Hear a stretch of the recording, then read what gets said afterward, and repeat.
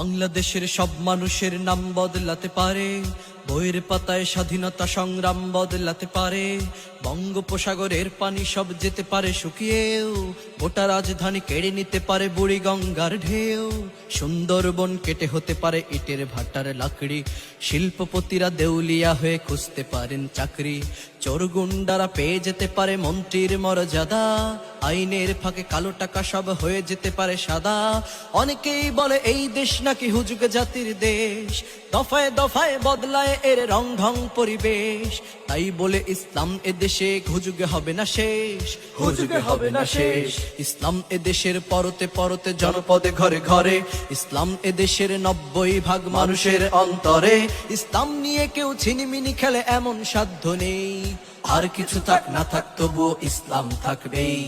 সবকিছু বদলে যাক তবুও ইসলাম থাকবেই, আর কিছু থাক না